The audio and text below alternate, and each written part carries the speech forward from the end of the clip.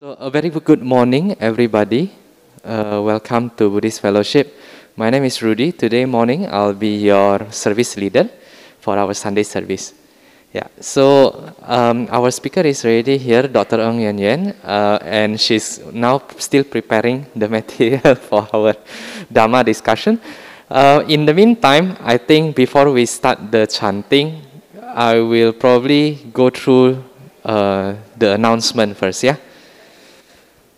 Okay, today there will be the first session for the Anapanasati meditation class with Brother Tan Beng Ho. So if you have registered for the meditation class, the session is going to be held today at the BF West in this Dhamma hall itself at 2 p.m. Yeah. For those who have not registered, unfortunately there is no more vacancy for this class, but do look out for the future classes which are going to be organized by BF as well. The next announcement is for the Indonesian Dhamma discussion that is going to happen today as well at 2 o'clock in the afternoon. So for our Indonesian friends or those who understand the Indonesian language, you can feel free to join at 2 o'clock also.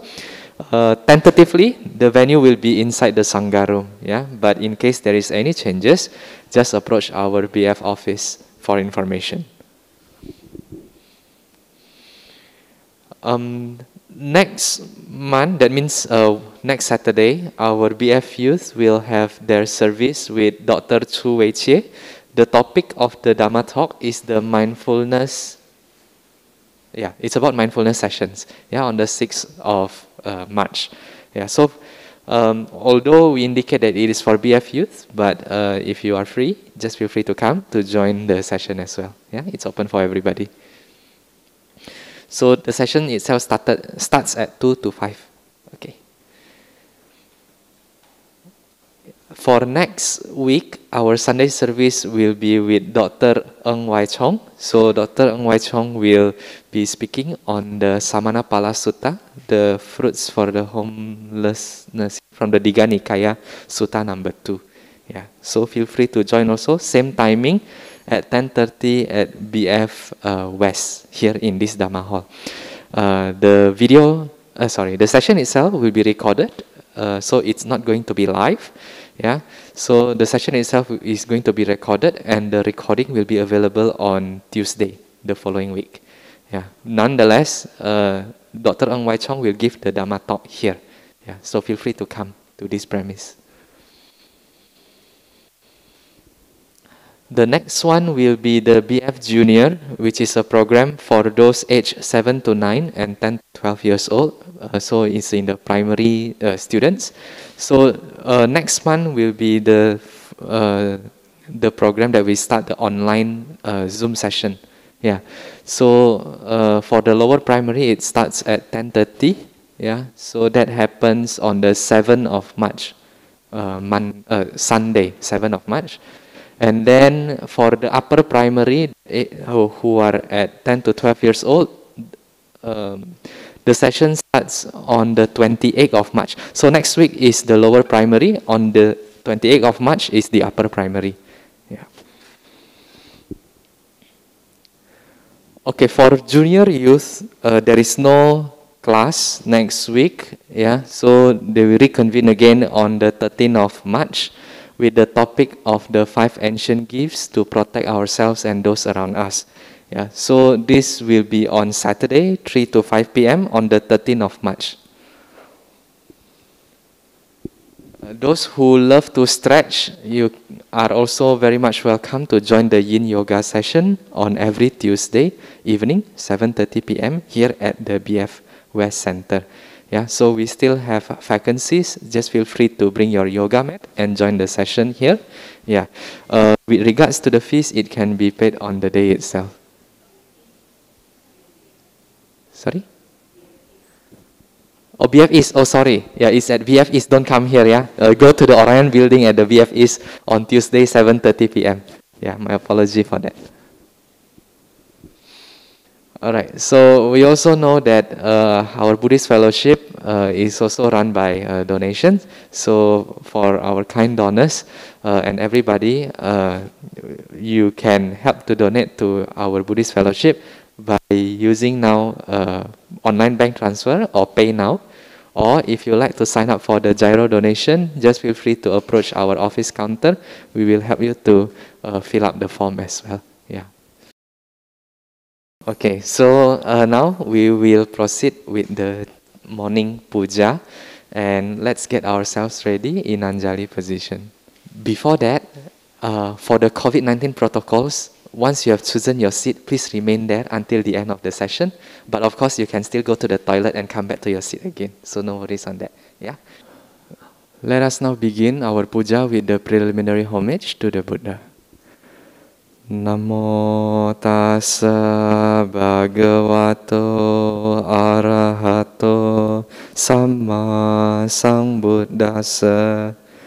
Namo tassa bhagavato arahato samma sambuddhassa. Namo tassa bhagavato arahato samma sambuddhassa. We will now together do the offerings to the Buddha. So this offering of 5 items allows us to express our gratitude to the Buddha and serves as a symbol to help us to remember his teaching. Now, let us wholeheartedly read the verses together as the items are presented before the Buddha one by one. Offering of light. Light symbolizes wisdom. May the light of Dhamma dispel the darkness of ignorance.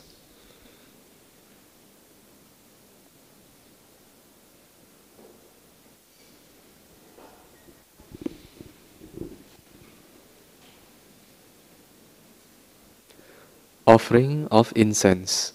Incense symbolizes the fragrance of pure moral conduct. This reminds us to cultivate good conduct.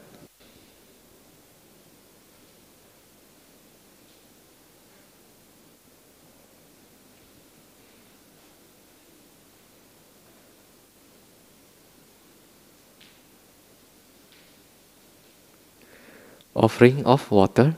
Water symbolizes purity, clarity, and calmness. It reminds us to practice the Buddha's teachings, to cleanse one's mind, which is full of desires, ill will, and delusion, to attain the state of purity.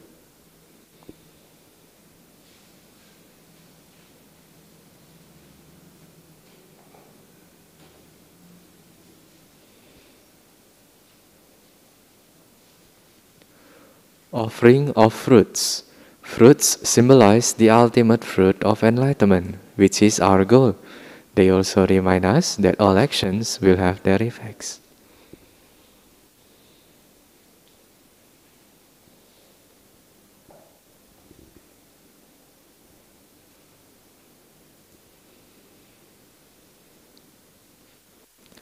Offering of flowers. Flowers symbolize impermanence. The freshness, fragrance, and beauty of flowers are impermanent. This reminds us that we should all live in the present. Remembering thus, we should reduce our craving and attachment.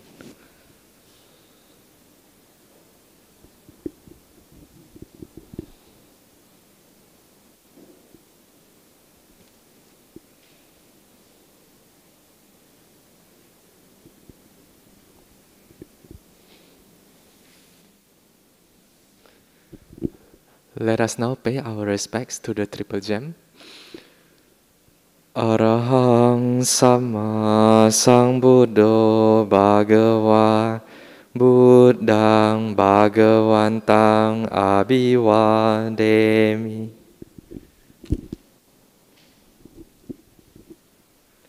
Swakato Bhagavata Dhammo Dhammang namasami. Supatipano bhagavato sāvaka sangho Sanghang namami.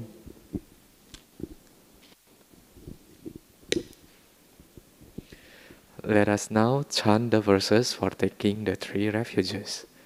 Buddhang saranang gacchami, Dhammang saranang gacchami, Sanghang saranang gacchami, Dutiyampi Buddhang saranang gacchami, Dutiyampi Dhammang saranang gacchami, Dutiyampi Sanghang saranang gacchami, Tatiyampi Buddhang saranang gacchami, Tatiyampi Dhammang saranang gacchami, Tatiyampi Sanghang saranang gacchami. Let us now chant the 5 precepts. Panatipata veramani sikapadang samadhiyami, Adinadana veramani sikapadang samadhiyami, Kame sumicacara veramani sikapadang samadhiyami, Musawada veramani sikapadang samadhiyami, Surameraya majapamadatana veramani sikapadang samadhiyami. Let us now recollect the sublime qualities of the Buddha. Iti piso bhagava arahang sama sambuddho, Wijacarana sampano sugato lokavidu, Anutaro purisa dhamma sarati, Satta dewa manusanang Buddho Bhagavati. We will now recollect the sublime qualities of Dhamma. Swakato Bhagavata Dhammo, Sanditiko akaliko ehipasiko, Openaiko pacatang Veditabo vinyuhiti. We will now recollect the sublime qualities of Sangha. Supatipano Bhagavato Sawaka Sangho, Ujupatipano Bhagavato Sawaka Sangho, Nyaya patipano bhagavato sawaka sangho, Samici patipano bhagavato sawaka sangho, Yadidang cattari purisa yugani, Atta purisa pugala, Esa bhagavato sawaka sangho, Ahuneyo pahuneyo dakineyo, Anjali karaniyo, Anutarang punyaketang lokasati. Sadhu, sadhu, sadhu.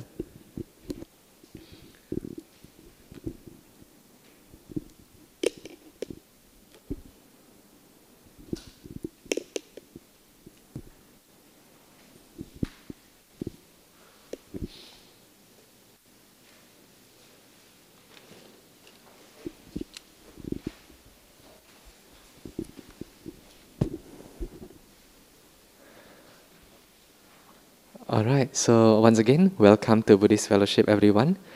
We are very pleased today to have Dr. Ng Yuen Yen, who is here with us to share about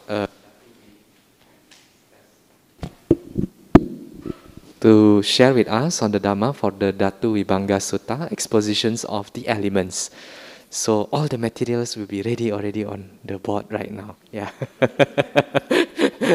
Yeah. So just to explain a little bit on the flow of the program, soon we will start with the Dhamma sharing by Dr. Ng until 12 o'clock. Then from 12 o'clock to 12:15, we will have the meditation session guided by Dr. Ng. Yeah, and then for the last 15 minutes from 12:15 to 12:30, we will open for the question and answer session. All right. So before I pass the floor to Dr. Ng, just to read a short bio of Dr. Ng for those who have not known her. So Dr. Ng was born in the Buddhist family. She obtained her medical degree from Singapore in 1979 and also from A&A Edinburgh in the 1987. Yeah, and also she obtained the Bachelor of Arts from the Buddhist Pali University, Sri Lanka. She lectures at the Mangala Vihara on the early Buddhist history since the year of 2001 to the diploma students. Since then, she also teaches meditation to Buddhist societies and is a certified mindfulness teacher. Yeah, so without further ado, I will give to Dr. Ng to start the Dhamma sharing with all of us. Please, Dr. Ng. Okay. Good morning, everyone. Yeah. Morning. So today, without much ado, I will start the topic. So today's topic is on exposition of the elements, and it can be seen and you can read it from Majjhima Nikaya number 140. Right. So now in every sutta, there is a historical background. Right. So there is a place. And the place is at Magadha, and it's at the capital, Rajagaha. And the actual spot is the potter's shed. Okay, and the people involved is the Buddha and the Bukaseti. Right. So now you can imagine, you put yourself in a scenario back 2,600 years to Magadha, Rajagaha, the capital. And then there is a potter's shed. And in this potter's shed, there are two beings, the Buddha and Bukaseti. Now we have some background on who is Bukaseti. So when you read the sutta, you may not know who Bukaseti is. But Bukaseti, he was a king of Taxila, right? And the king of Taxila had very good foreign relations with King Bimbisara of Rajagaha, right? And he actually have gifts giving to the king. Friends, you give gifts to your friends. So the King Bimbisara then think, what would he want to give his friend? So we know that Dhamma is the best gift. So he gave the friend the gift of Dhamma through the inscriptions on the gift. And when King Bukaseti read the inscriptions, he did one thing. He was so touched by the inscriptions that he renounced and became a monk. And he made his way all the way to Rajagaha, to Magadha country, thinking that the Buddha was there. And that's when he found that the Buddha was not there, but at Savatthi, then he turned towards Savatthi. He already bypassed Savatthi, from Taxila, he go all the way east to Magadha. And then when he found that Buddha was not there, he turned and moved to Savatthi. But he was at this place, at Rajagaha, at the potter's shed. And the Buddha knew this. So this sutta is that the Buddha knew this, and he went to him. Just like we knew that the Buddha went to Angulimala. So the Buddha also went to Bukaseti.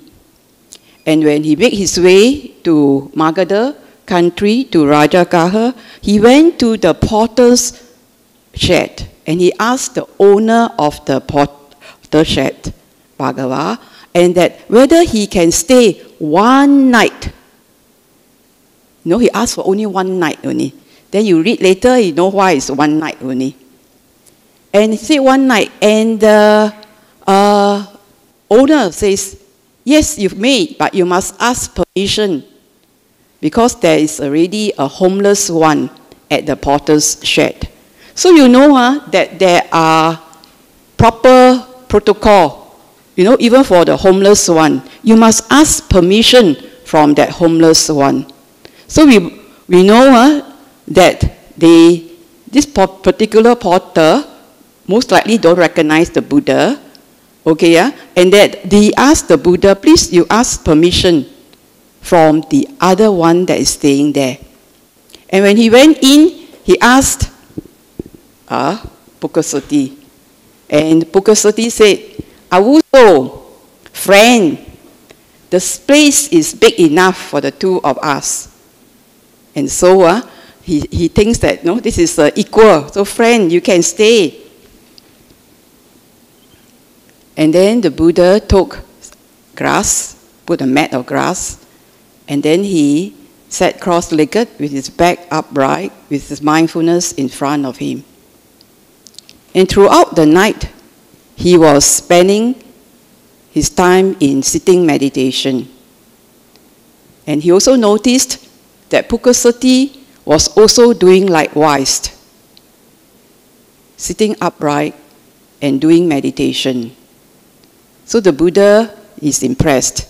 So then he asked Bukaseti, he says, who is your teacher? Then Bukaseti says, he's the Buddha, the fully enlightened, sublime Buddha. And then Buddha asked, where is he? He said, Savatthi. Will you be able to recognize him if you see him? No, I won't be able to recognize him. But out of faith, because he is the fully enlightened one, I have become an ascetic, a bhikkhu under his dispensation. Then the Buddha says, yes. Then he came under, as his disciple. Then he says, then let me teach you the Dhamma. And he says that this is the Dhamma that he taught Bukaseti. And he taught the exposition of the elements. He says there are 6 elements. And he says there are 6 contexts. And there are 18 kinds of mental states. And there are 4 foundations, which will lead to no conceiving. So he says this in brief. Then he went on to detail. Now what is these 6 elements? First, he says that you must have foundation of wisdom, truth, release, and then peace. You get peace. But what is wisdom? You must not neglect this wisdom. So we must not neglect this wisdom.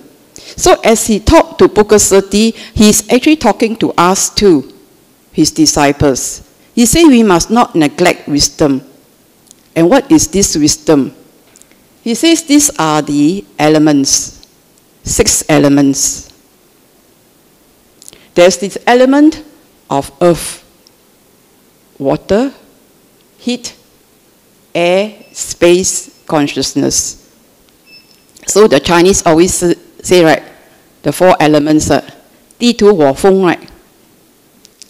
So it's tell you that you are of these elements, and if you are sick, there's something wrong with all these elements not being balanced. So he says that we are of these elements only.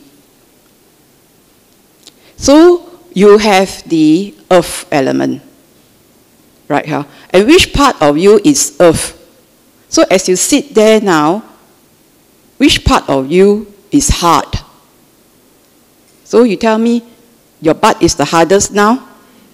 Right. So that's the earth element. That's the pelvis sitting on the seat. That's the earth element. So of course we can go into detail. Head, hair, you know, teeth, bones, heart, you know, all these solid elements. And of course feces, you know, solids. So these are the earth elements. Then we have the other elements, water. So what is the water you feel? Those soft elements, the water flows. So you feel something that is soft in you, that's the water element. Then there is the heat element. So do you feel warm?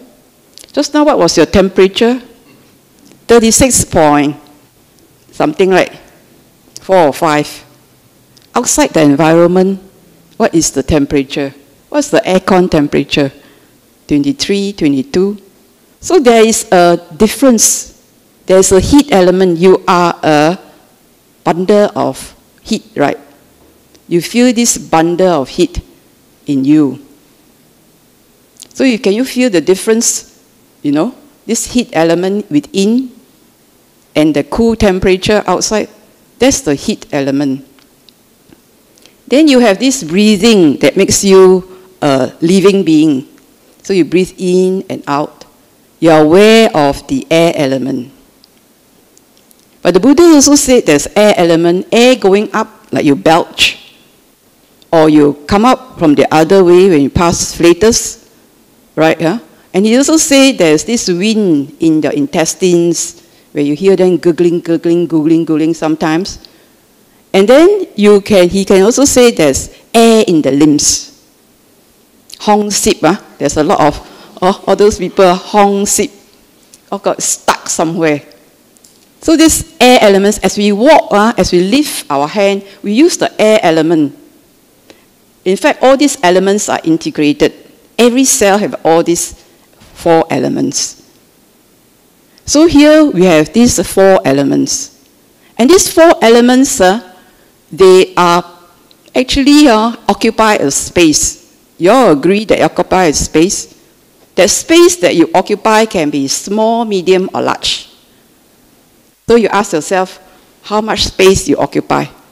Small, medium, or large? In addition to this, if there are just these elements, a dead body also has all these elements. But the difference is that when you are living, there is the consciousness. So we are of these elements only. These 6 elements only. And that's all you need to know. You have these 6 elements in you. The 4 elements, and then we have this space that we occupy. And we're very aware of this space, right? We must be 1 meter apart. Right? This space, we must appreciate all this through our consciousness. We only have our consciousness to appreciate. If we are sleeping, etc., we are not conscious of the environment. Then he says one thing. This earth that here you have is the same earth as outside you, like the ground, like the soil, like the trees. We recycle, we breathe in the air, the oxygen, we give out the carbon dioxide. We interchange, we recycle, we take the food in that is solid, and then take it in, and it comes out.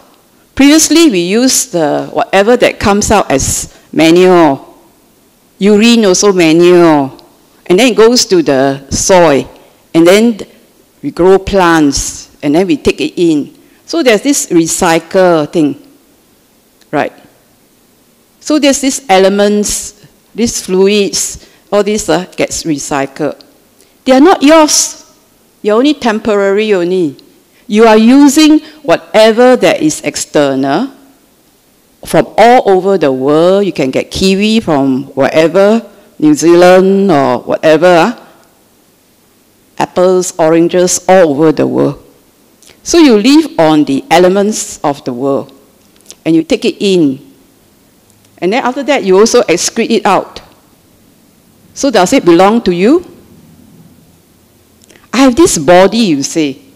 But does it really belong to you? This is not mine, he says. If you see it properly that this is not yours, this element, this calcium is taken from outside. It will also degenerate or change or what, and then it pass out. If you take too much vitamin D, it can also pass out, etc. So too much vitamins you take are all passed out.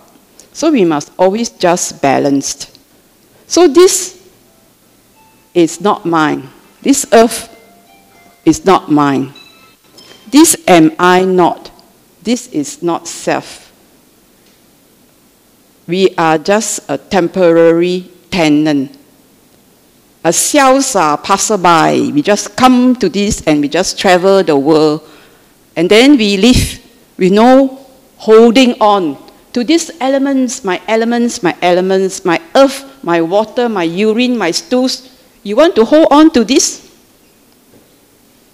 Because we hold on so much to our body, then the Buddha said, this is a foul body. Do you want to hold on to it? It is that this is just the elements, and this is not yours.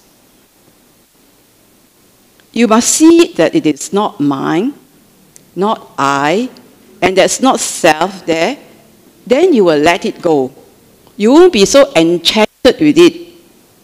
My hair, my eyelashes, my nails, or whatever. I need a tuck, I need a pull. You won't get so enchanted or so passionate that people would die, from all this unnecessary plastic surgery. Plastic, So we now say plastic is no good, right? So we don't want to do plastic surgery. We want to be natural. So you must see that these elements are not yours. If it's not yours, do you think it's good? How do you feel when it's not yours?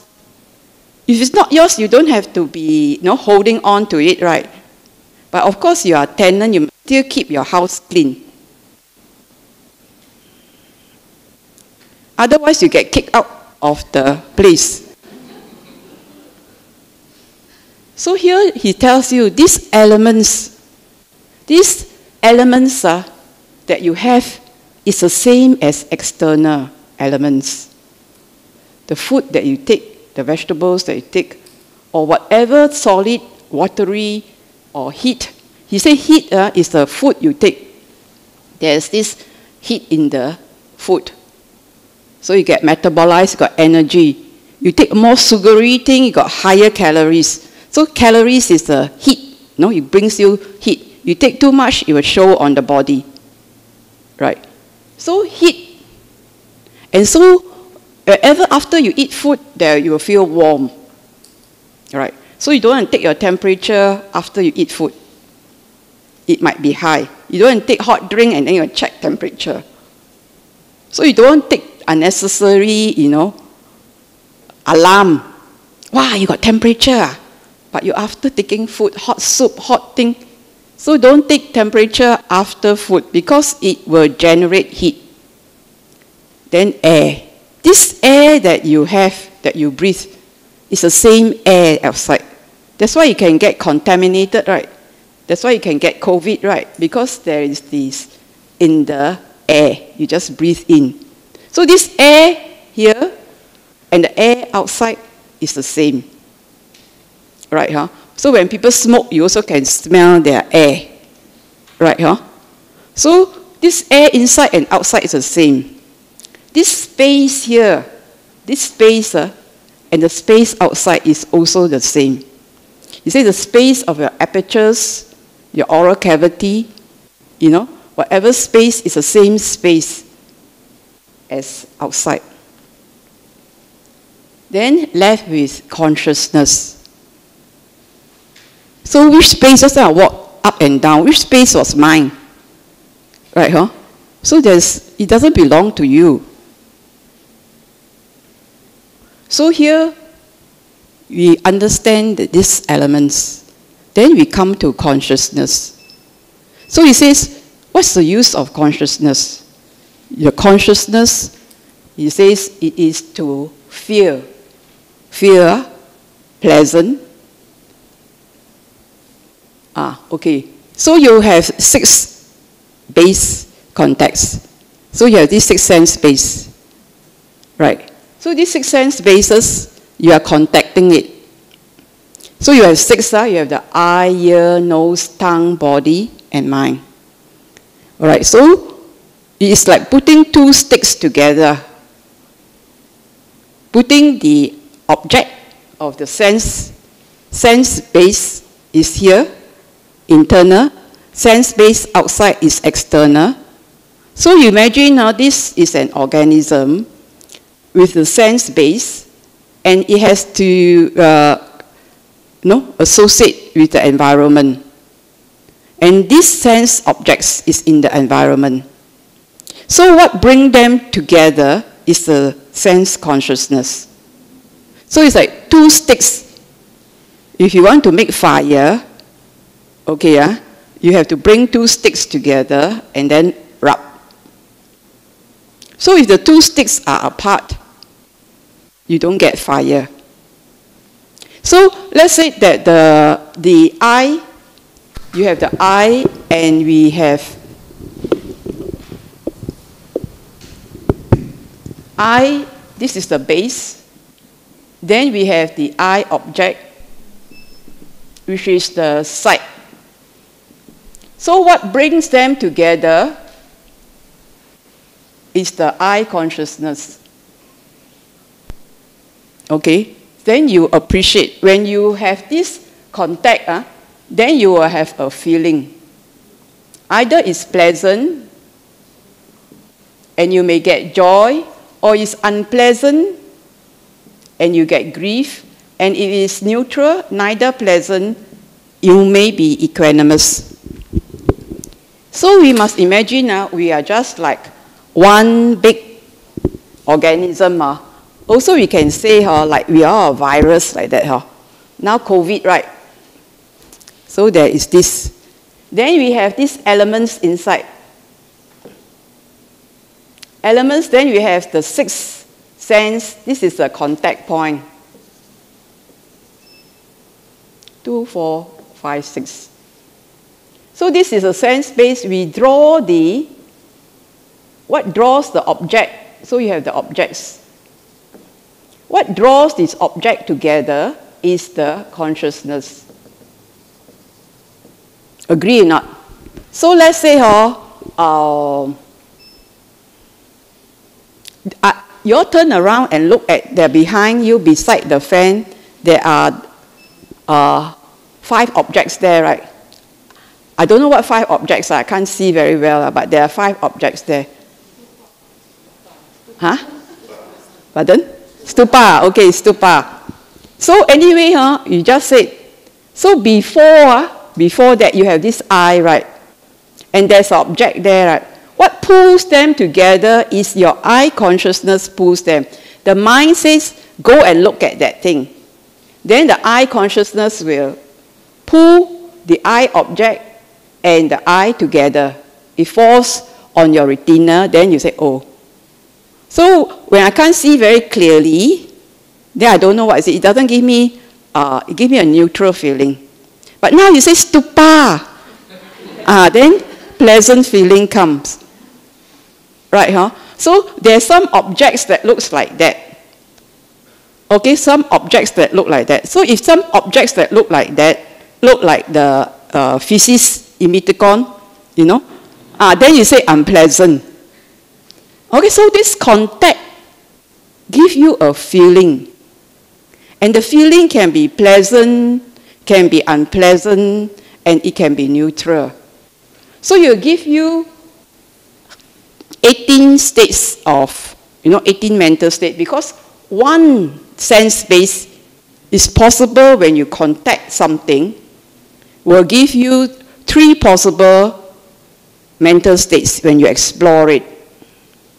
It can be pleasant, when mental states, because it's pleasant, give you joy. It's unpleasant, give you grief. If it is neutral, it's equanimous. So you have 18 mental states, because there are 3 of this for each of this. Okay, 6 times 3, 18. That's why you got 18 mental states. So this particular being that you are can experience 18 mental states. But he says, like now we are not contacting that particular stupa, right? We are not contacting it.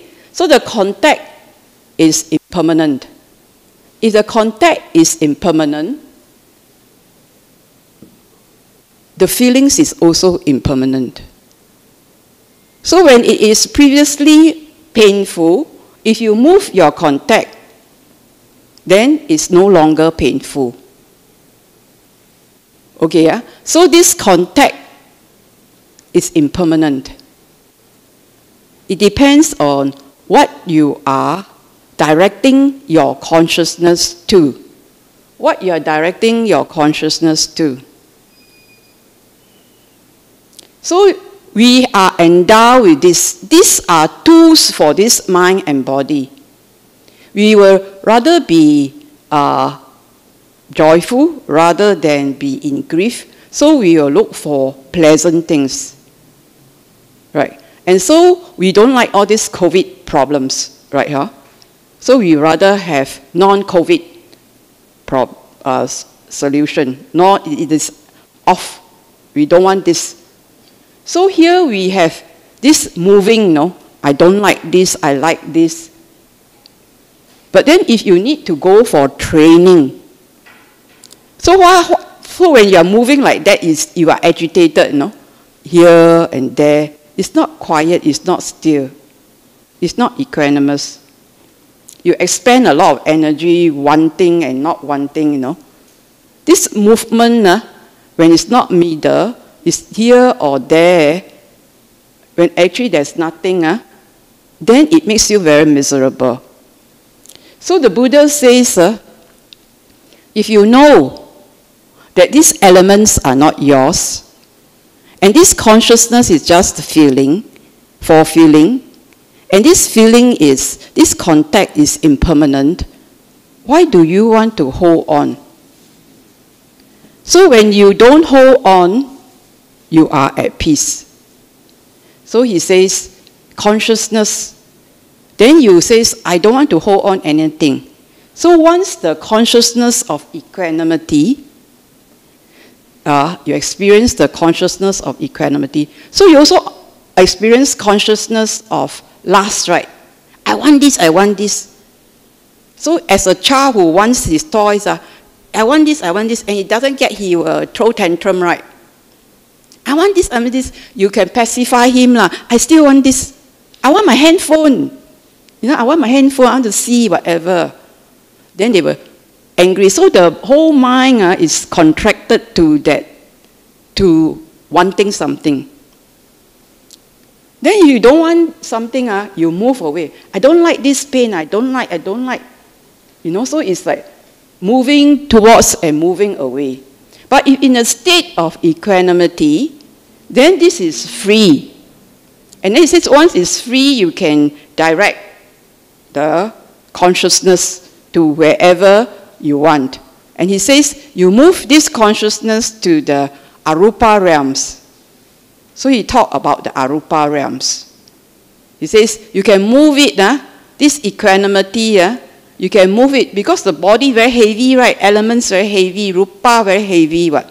So you can direct this consciousness, is mind, right? So you can direct it to space, the infinite base of space, or the infinite base of consciousness, or the infinite base of nothingness, or the infinite base of neither perception nor non-perception.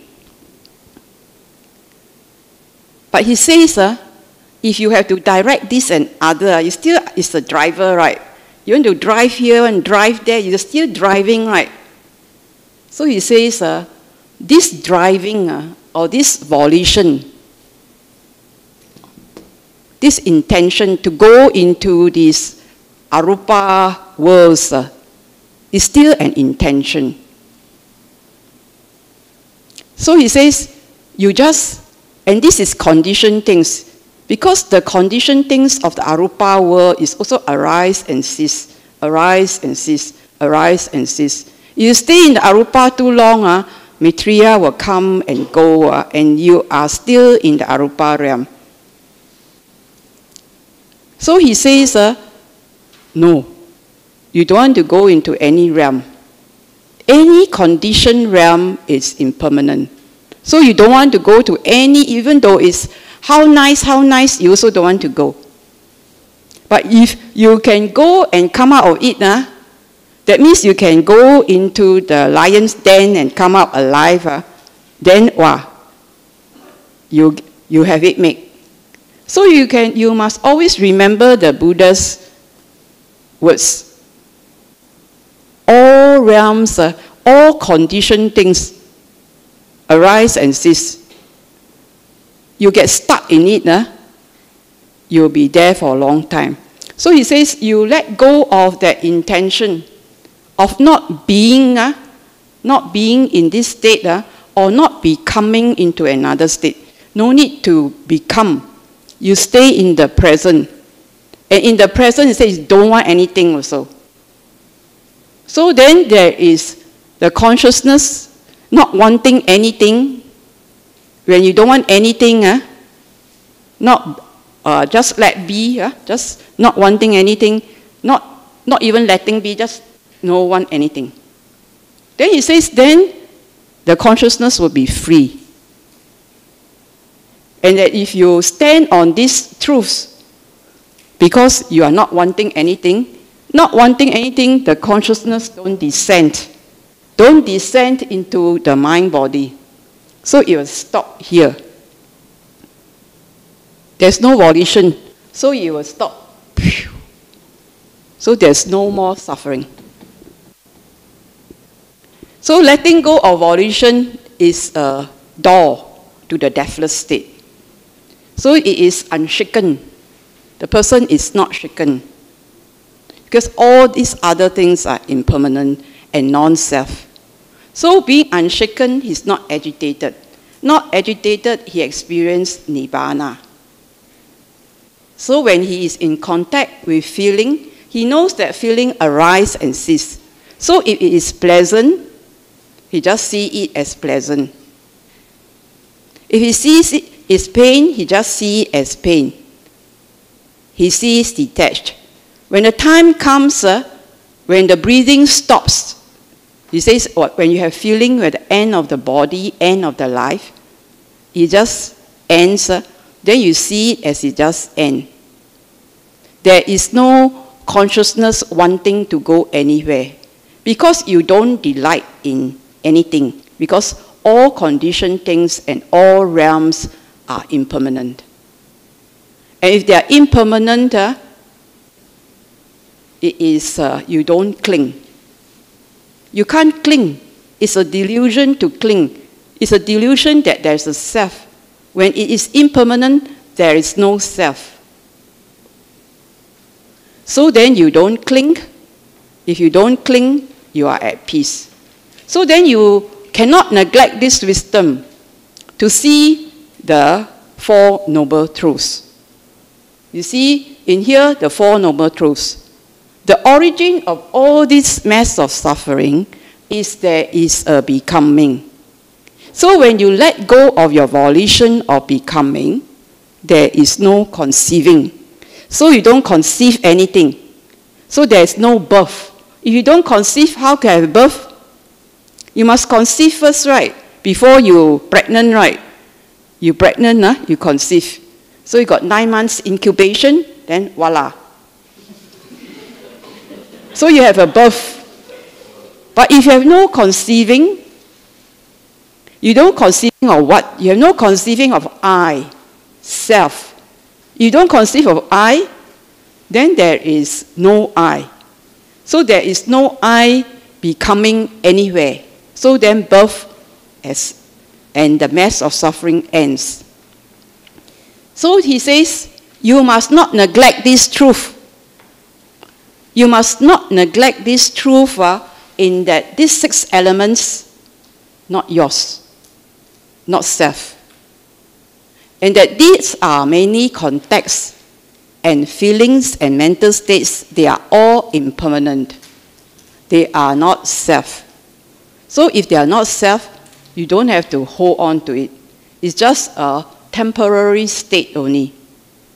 Right, huh? So he says, in this, he explains the 12 DO. Why he explained the 12 DO? First, he talked about the body. Right. Didn't he talk about the body with the 4 elements, the space, and then he talked about consciousness of the mind. Then he talked about the 6 sense base and the contact. Then he talked about the feelings, pleasant, unpleasant, and neutral. Neither pleasant nor unpleasant. Then he says there is this joy, these mental formations of joy and grief. It's actually gone, no? But then when you hold on to it, then you will get grief, isn't it? And then you like it so much, oh, I love this durian, no? Oh, I must get it, or whatever. So this sankara, thinking of something, wanting it, planning to get it and all that, or planning to do whatever big projects. So there is a lot of mental mind objects. So there is craving and clinging and becoming. So he talks about all this. And he talks about the consciousness, right? This is the use of the consciousness. As long as we have a mind and body, we will have consciousness. But we direct our consciousness because we have choices. You can choose whether you want to suffer or not. Right? Huh? You choose. So this is entirely free. When they say freedom, this is entirely up to you to make wise choices. So then the Buddha says, choices are like 2 strong men bringing you to the charcoal pit. This also bring you to the charcoal pit. That also bring you to the charcoal pit. So you don't have any more volitions. You don't need all this moving, driving. Don't drive.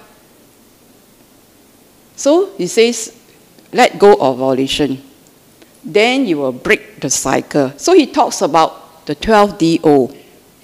In this whole sutta, he talks 12 DO. Though he did not mention 12 DO. He is all about 12 DO.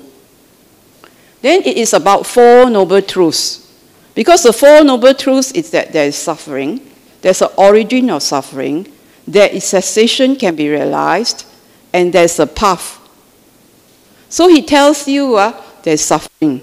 The origin of suffering is birth, right? And the origin of birth is wanting, becoming. And so he says you abandon. So each one of them can be cut, depending on your whatever situation you are in. So origin, so there's this, when there's this, there's that. When there's no this, there's no that. So it's all about the 4 noble truths. And there can be cessation if you abandon it. So there are 4 noble truths he talked about, and it's about the 3 characteristics of existence. He talked about impermanence of context. He talks about this is not mine, not I, no self. So he also talked about 3 characteristics of existence. So when he says this, this is the 4 foundations. If you do not neglect wisdom, that means you see this daily, moment, but with every breath, you see this, then you do not neglect wisdom. Then because this will lead you to the end of suffering. And this wisdom is the supreme wisdom because this wisdom leads you to the end of suffering. This knowledge leads you to the end. Then these truths, this is a truth. It's not fake news, right? It's the truth. It's undeceptive. You can experience it for yourself. This is the Dhamma. So only when you practice, then you release. You release yourself.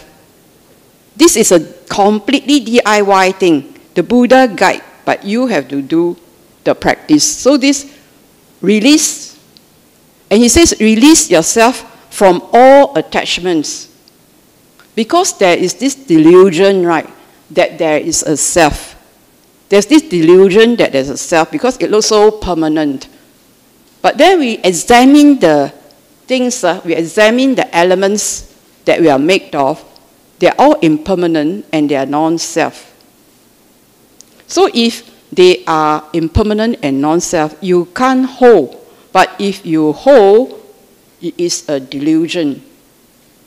So that's why previously, he says that previously we may have attachments.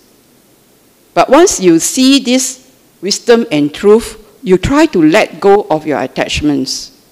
You try to release your attachments. So this would be the supreme release, the supreme generosity of giving up yourself, this self that you have in this concept. Then you will have the ultimate peace. So then he said, this you must not neglect, and you must cultivate and train. So how do you train? He says you must train like a goldsmith making gold. He says you must blow on it, you must sprinkle water on it as you turn the gold in the furnace, and then you must just look at it. So this practice, he says, is like concentration, equanimity, and energy. So you can see he says you must walk the Noble Eightfold Path. It is this path that we walk is all mentally. It's all done mentally. This Noble Eightfold Path is a mental path. You have to check what you are suffering. Then you say, I must be wanting something. Can we let go of this grasping to these 5 aggregates?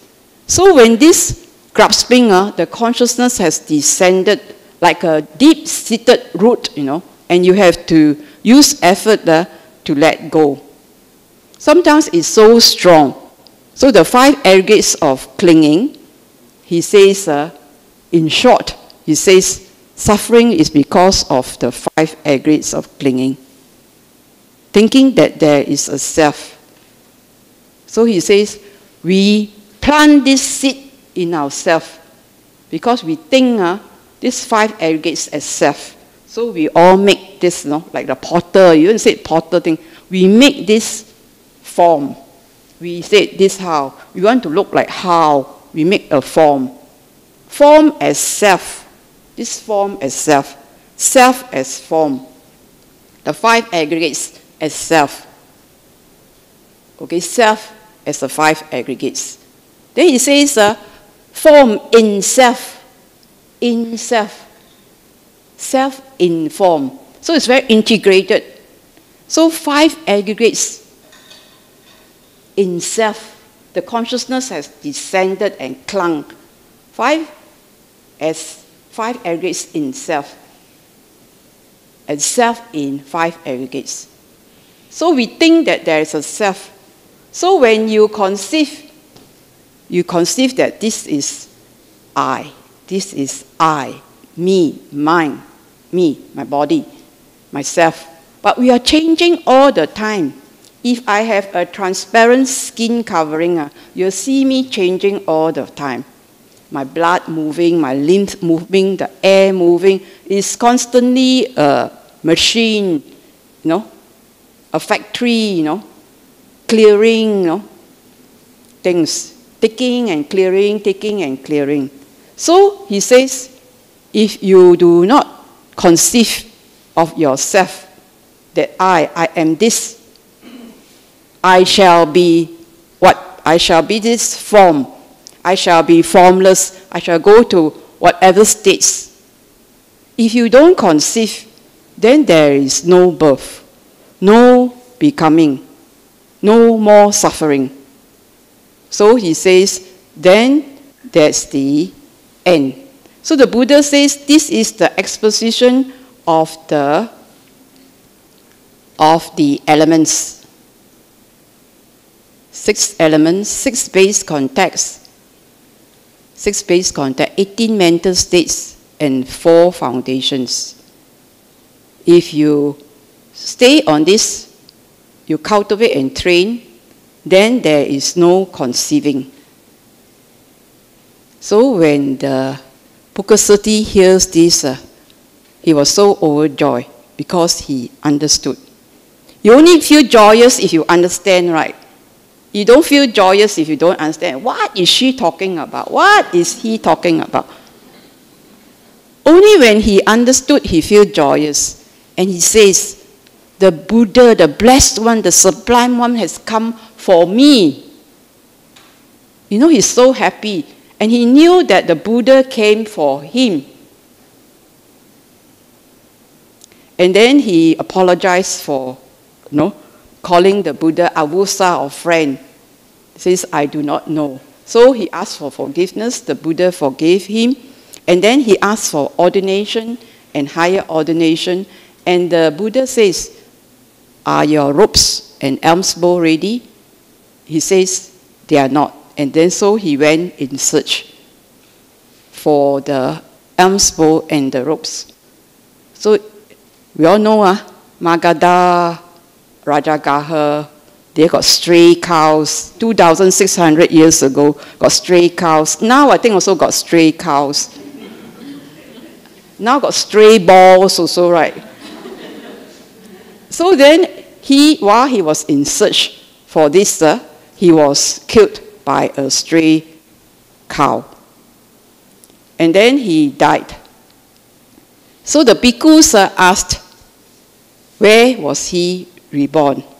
The Buddha says he didn't question very much. He understood the Dhamma and that he has taken rebirth in the pure abodes. And from the pure abodes, meaning he's a non-returner.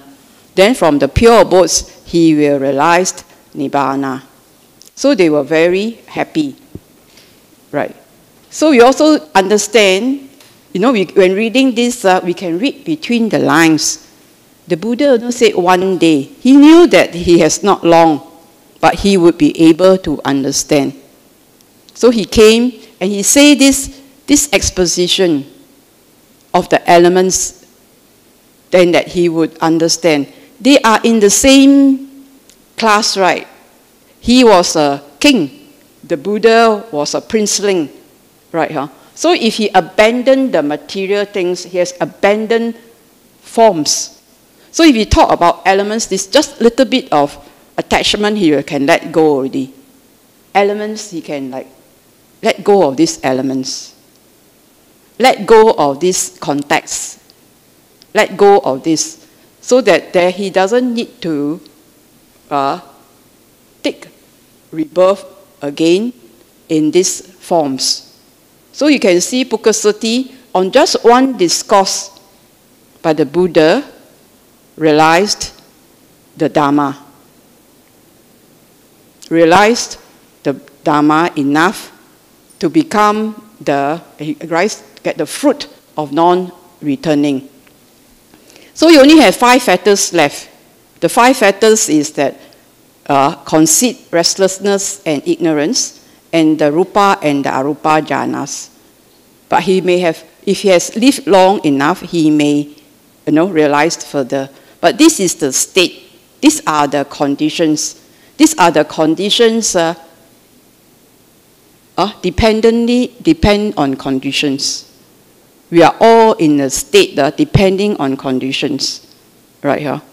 So this is the sutta. Any questions? Then I also believe that every sutta has a practicing part of it. And when you read the sutta, then you want to see how to practice whatever the Buddha talked about. So I think I leave these questions and answers later on. Just now I said that I would want to the meditation at 12 o'clock. If later I have more time, I will lead the meditation based on this sutta. Right. But now, any questions, any doubts to clear? Or kang kang liao? Nothing, no questions, no need to ask, no volition.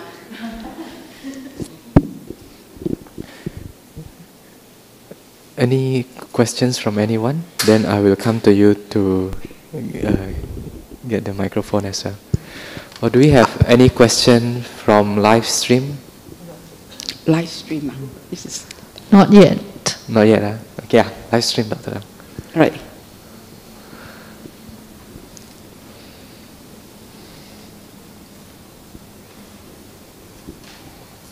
Okay, doesn't seem that there is, Dr.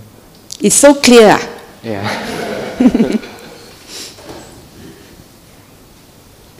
Okay, if there's no question, then we do the meditation.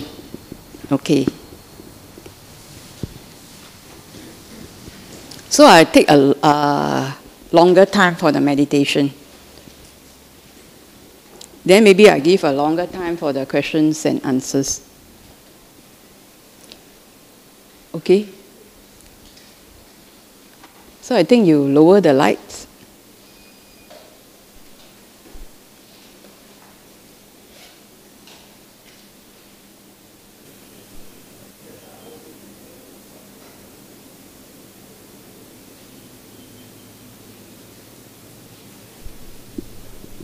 So everybody settle down.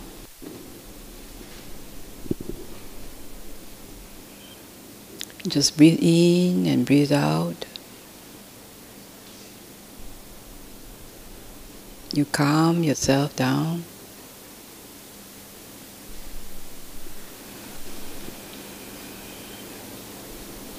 Breathe in, breathe out.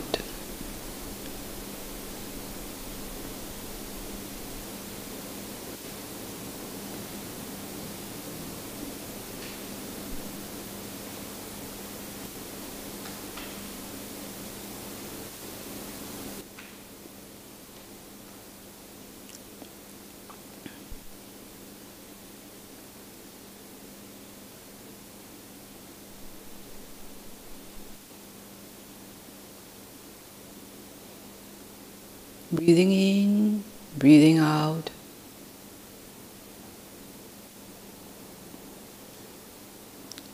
Enjoy the air element.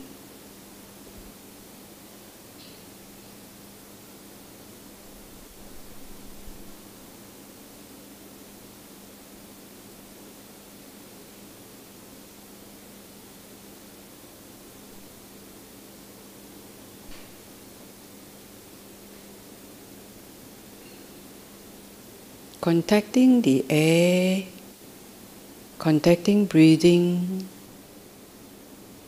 is generally pleasant. If you're not distracted, just stay on breathing in and breathing out for a while.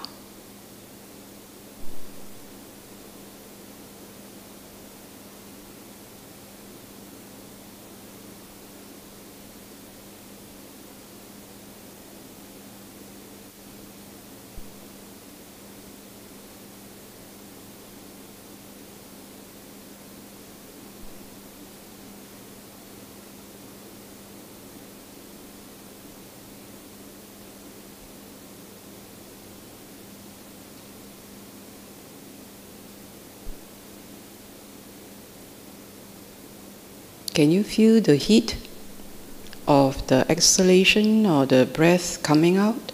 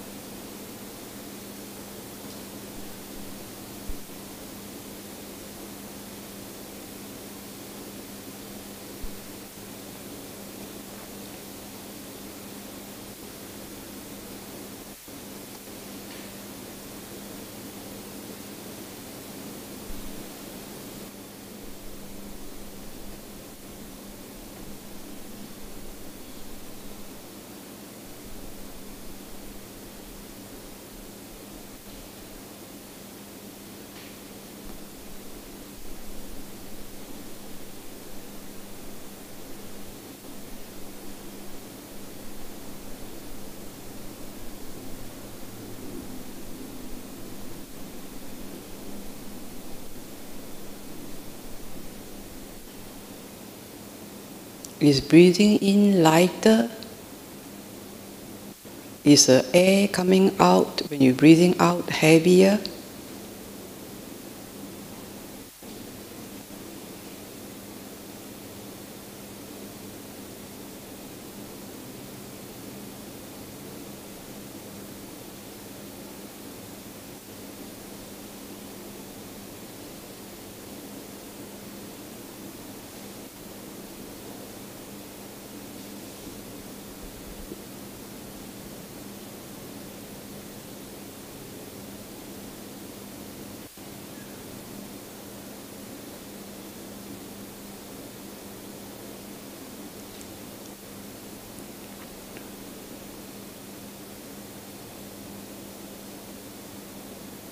If it's heavier, it's because of the water vapor.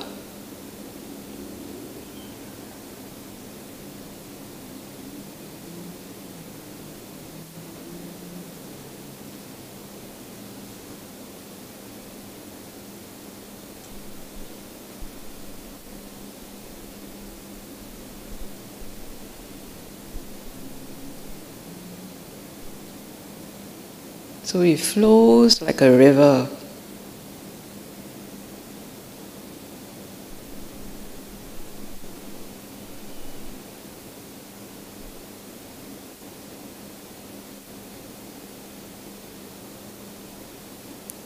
So sometimes they say breathing is like a body formation.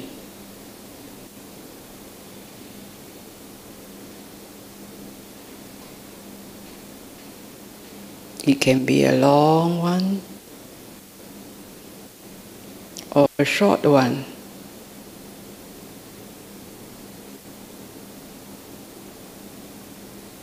So you examine your breath.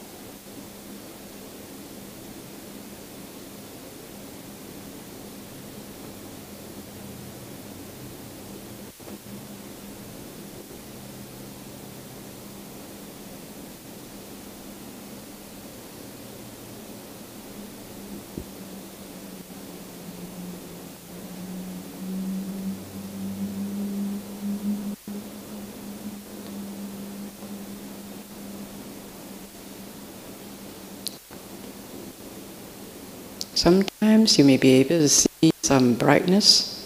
That's the consciousness. So that's the breathing. Now we look at the entire body. Let's explore your entire body. So the breath may be a micro. So you look at the macro, the whole body.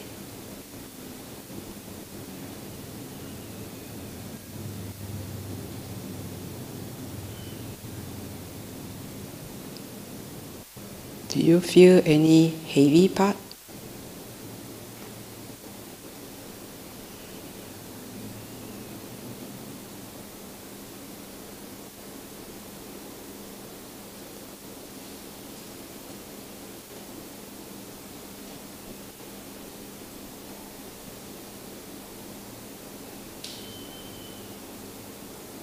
Just look down from the above and just look at the body. Just contacting what you think is the solid part.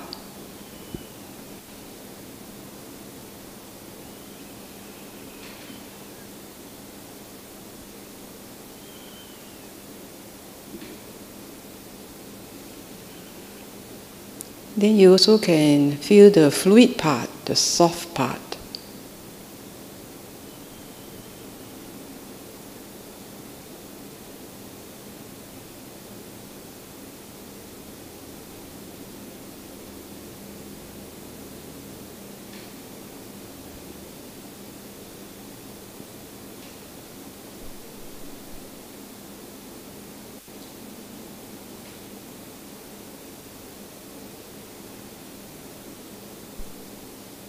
in the air part, breathing in and out.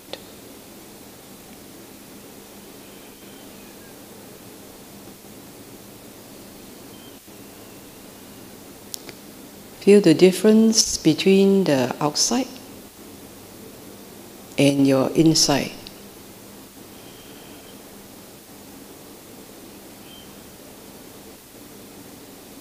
The warmness of your insides.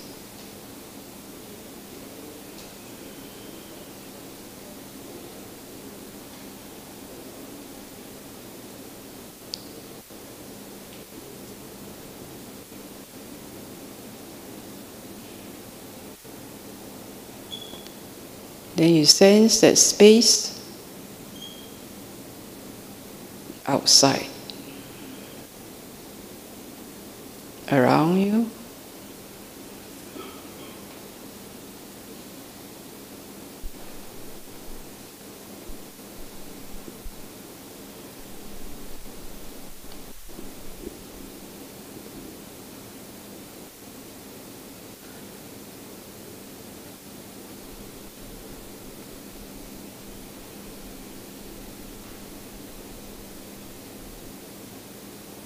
And the space inside.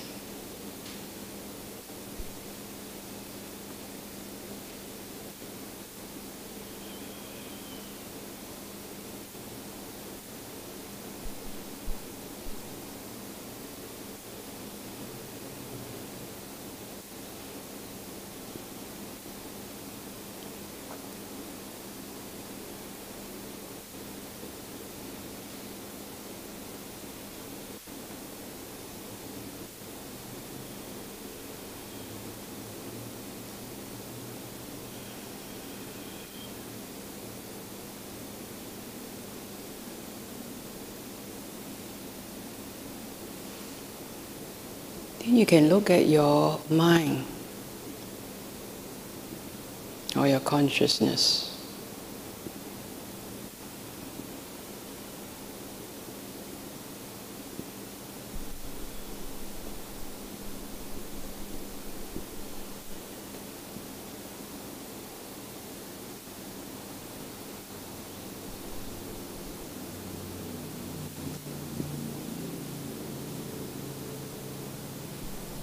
You are awake to what's inside and outside. You are conscious.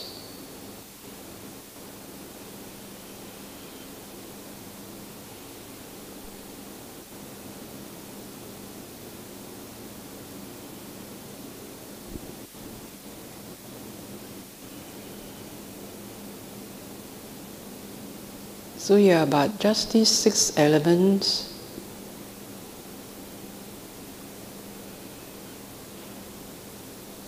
That arise and fade and cease.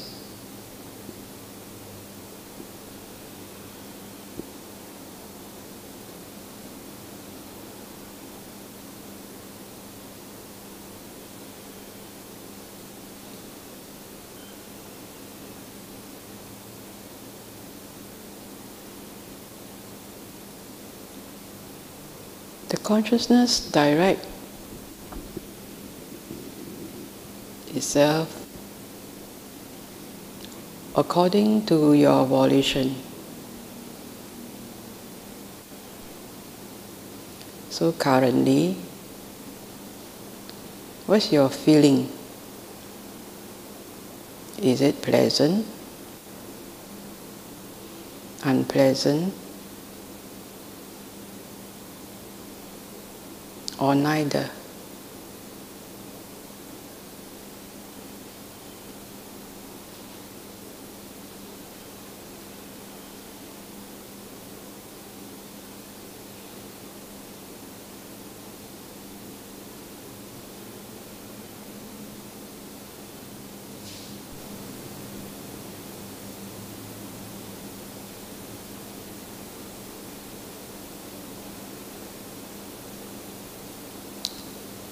The consciousness moves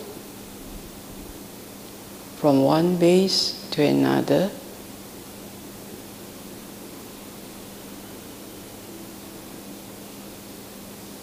according to your attention drawn.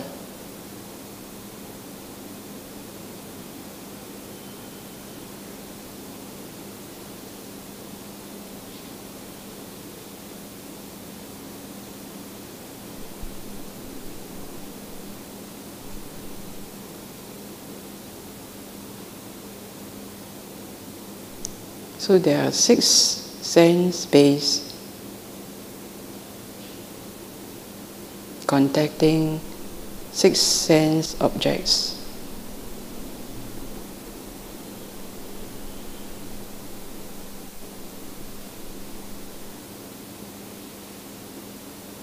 So you're contacting breathing in and out.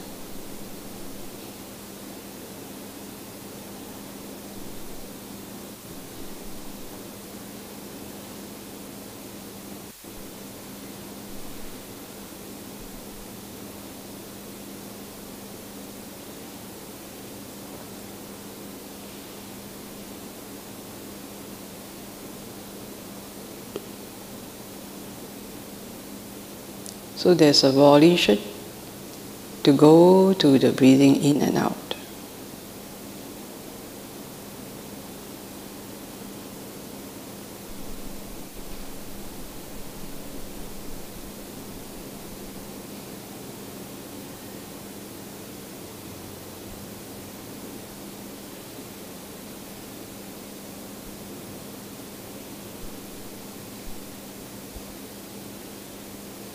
Look at the attention that is directing to breathing in and out.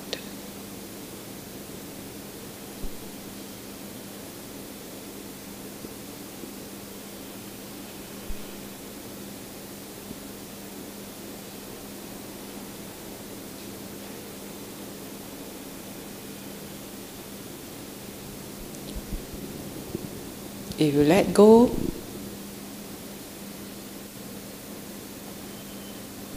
of the volition, see what is the response.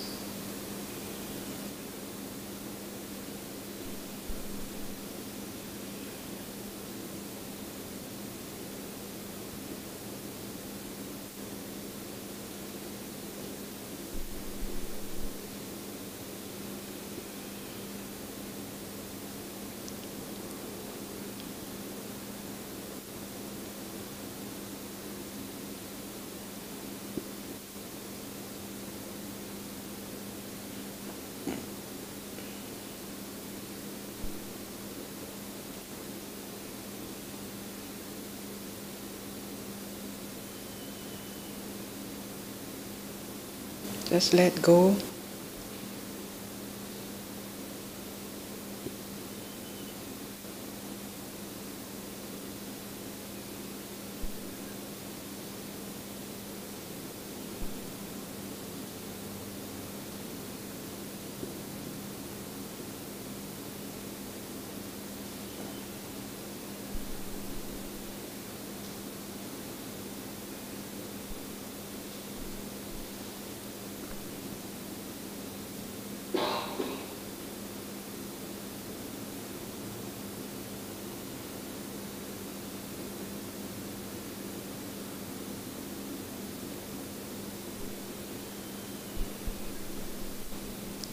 So let go, do you feel release?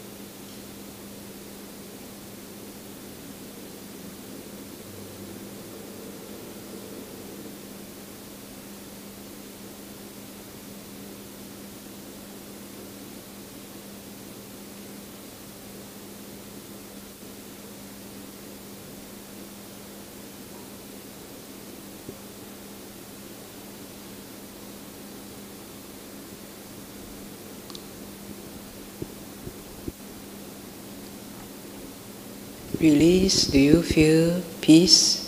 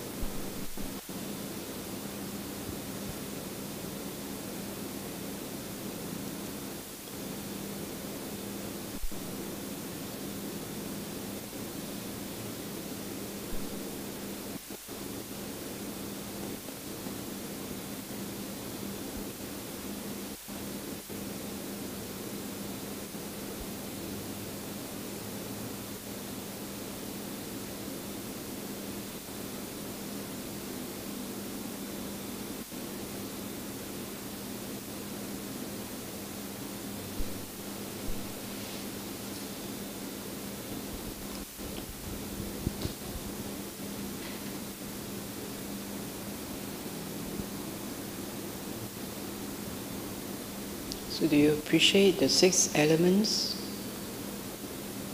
of earth, water, heat, air, space, and consciousness?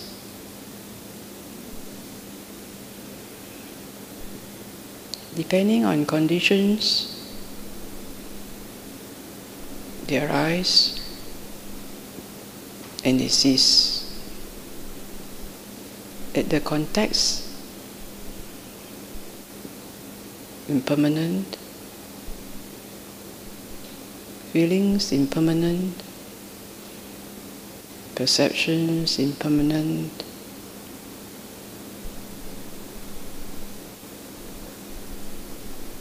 mental formations impermanent, anicca,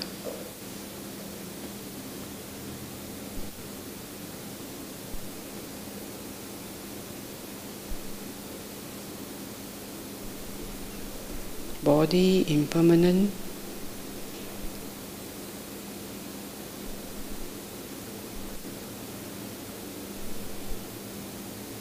body non-self,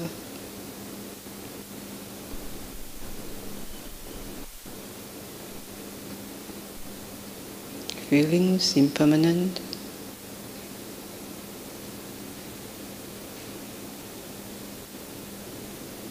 not mine, not I, non-self.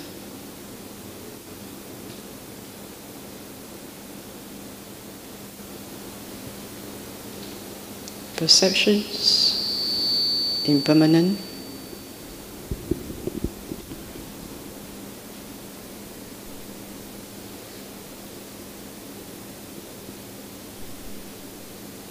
not mine, not I, not self.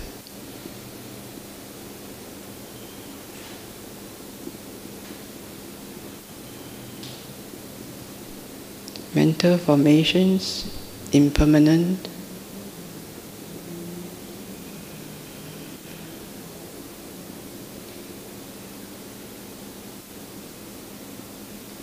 not mine, not I,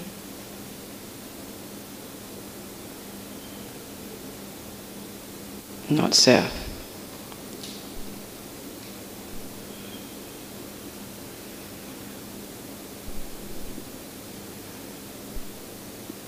Consciousness is also impermanent.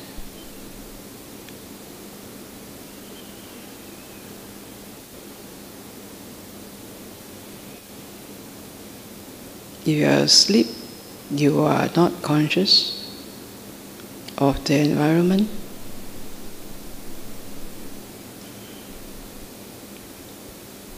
Your consciousness arises and ceases on the contact, arise and end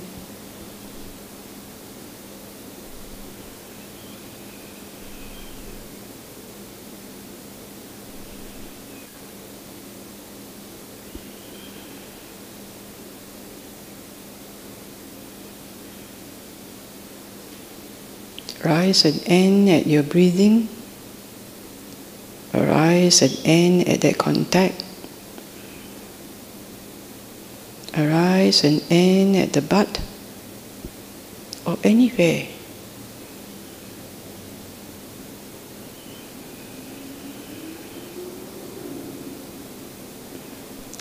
Each step of the 12 DO is impermanent, including consciousness.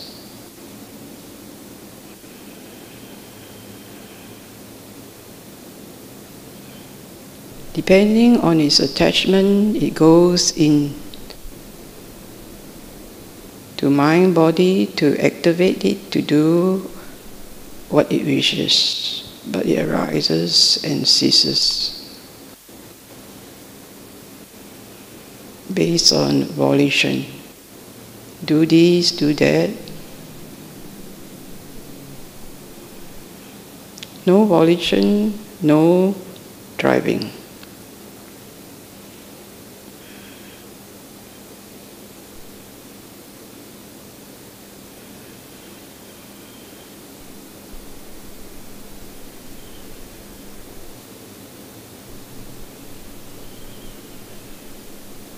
Free.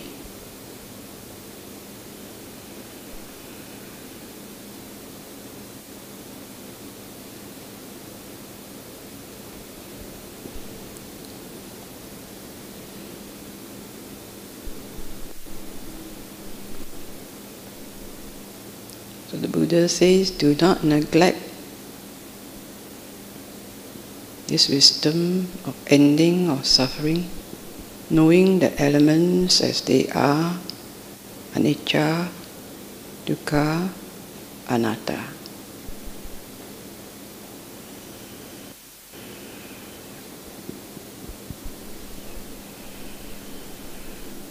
How it feels that the elements don't belong to you.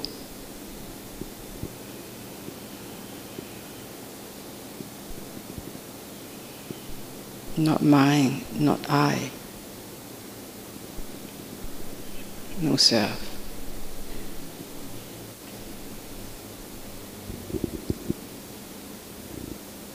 So this is the exposition of the elements. We come to the end of the meditation session.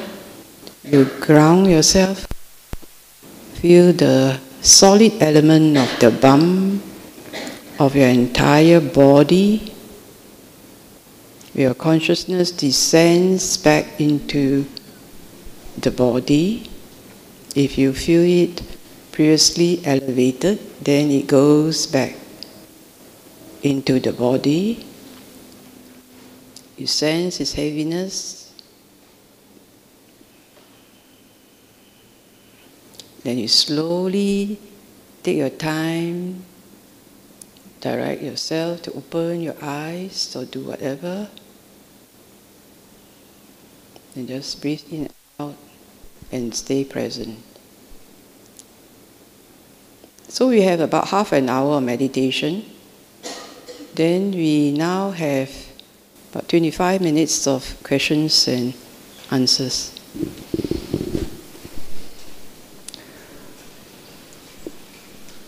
Okay, so maybe I open the floor to the audience here first. Any question from the floor?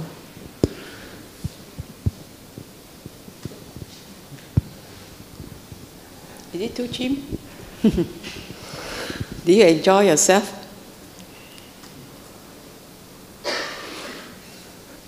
Yes. Yeah. Do you have question online, Sister Eileen? Yes. Yes. First okay. question. Maybe we go with online question first, Dr. Ng. Yeah. Okay, we shall go with the online questions first. Dr. Ng, for the 12 dependent origination, which is perception and which is mental formation? Oh, right. So when you say perception, every contact has the 5 aggregates. Every contact. So when you contact something, you feel something. So I contact the, okay, when I contact when I contact, I will have the object. Then I describe this object. I perceive this object as a duster. Right. When I perceive, and then I feel, this is not gold or diamond, right? So it's okay, neutral feeling. So I perceive and I feel. When I perceive and feel, I have a mental formation. In order to perceive and feel, I have to have a mental formation. I must form this object, mental formation. It is a mind object. So my consciousness must be directed to it. So in every contact, there are the 5 aggregates. Perception, feeling, consciousness, mental formations are conjoined. So if you read the Vedala Sutta in Majjhima Nikaya, the greater and the shorter discourse on Vedala, questions and answers, they will tell you very clearly that feelings, perception, mental formations, and consciousness are conjoined. So when we contact something, if we don't contact something, there's no 5 aggregates. When we contact something, there's the 5 aggregates. Every contact we have the arising of feeling and perception, mental formations, and consciousness. So this is how every contact gives you feelings, and feelings give you mental states of exploration. So it's there, contact. So you roam in your body. You roam along the sense bases. And even in the breath itself, you have the 5 aggregates, right? And you have the elements, right? So you said this is a microsperm. This is the macro. And it's further out there. So perceptions and feelings arise at every contact. So perceptions are mirage. Everybody can see something, but it's from a different angle. Right? So it's a mirage. Sometimes we form perceptions, the Buddha said it's a mirage. And then we form an idea of what it is. So perception, feeling, mental formations. And you need the consciousness as a tool to appreciate the feeling, the perception, the mental formations. Then usually we plan to do, what are we going to do with this? It is pleasurable, I want it. It is unpleasant, I don't want this. So there's not in a state of equanimity. So when you're not in a state of equanimity, you either, when you cling to it, when you cling to an attachment, you cling. The consciousness goes there, clinging to it. Or you pushing it away. So this is how it works. Understand not perception and feeling? So the 9th jhana is cessation of perception and feeling. But the consciousness is not ceased. So they cease verbal formation, cease bodily formation, they cease mental formations, they cease feeling, perception, but the consciousness is there. So when you look at the YouTube, the Lama who was there for 75 years, the tone of the body, there's still the consciousness alive. He's alive even after 75 years. So you see, there is no breath, right? But there is still heat, the vital formations, and there's consciousness.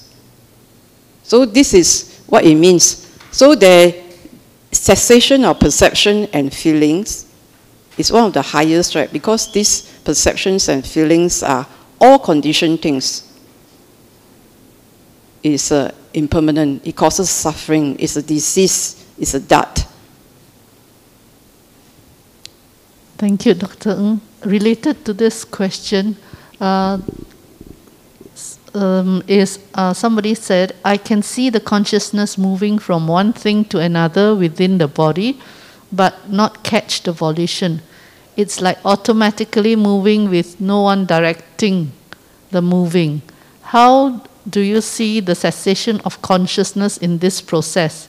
The contact ends, but consciousness is still there. All right. So the breath, so we take the example of the breath. So you breathe in. So there is the beginning, middle, and end of breathing in. Correct? So your consciousness have to look at the beginning, the middle, and the end.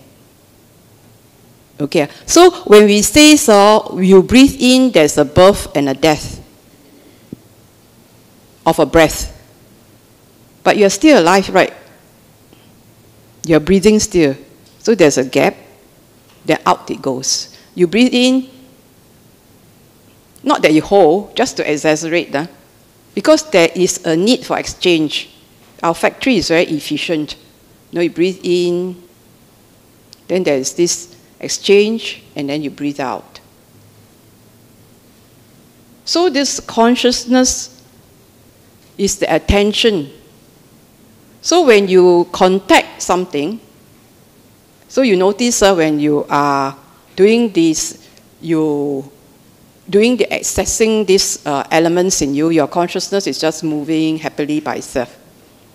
But it's when your consciousness, when you direct it on a particular contact, for example, sound. What you hear, you now hear, so the sound has gone, right? On, off, on, off, on, off. So similarly, the consciousness of ear consciousness, on, off, on, off, on, off. It ceased, no more. But because there's this noise, we think it's continuous. So we have to be very clear that the consciousness arise and cease. Arise and cease. Arise and cease at a particular contact. Can be the eye, can be the ear, it moves. So the ear consciousness has end. Now I ask you to look at the board. The eye consciousness is activated. Look at this word. What is this word? What is this word? Tongue. Right. So your eye must go there. Now it's not contacting tongue anymore. So the eye consciousness has ceased for this contact. But it is still general eye consciousness now. So the eye consciousness, the ear consciousness, the nose consciousness. So when you go to a very smelly toilet, you breathe in, you don't breathe out, nothing happened, right? Just that one moment only. Right. Have you all gone to smelly toilet? Or you just pinch your nose? I don't know what it is. So you just breathe in, that's all. One contact only. There is this odor, there's this receptors. Then it's off already. If you know it arise and cease arise, so there's one contact. The body similarly. So we talk about eye, ear, nose, tongue. What you ate today is gone, right? The taste is gone. But if you recap, it will be there. That's the clinging. Right, so it arises and ceases already. Your tongue consciousness not working now. Right.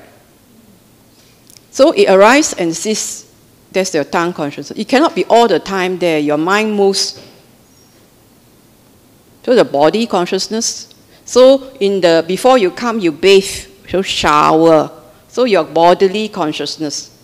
You are not experiencing the entire body now, right? You are not directing it. If you, let's say you feel your bum, then you see your body going to your bum, your seat. So there's a body consciousness. But if you're not looking at the bum, it's not there, so it has ceased. Similarly, so it is the appearance is because everything is moving so fast. You appear that it's continuous, but it arises and ceases, arises and ceases. So it arises and ceases, then it is possible for Nibbana. Isn't it? If everything doesn't cease, If you know that this is just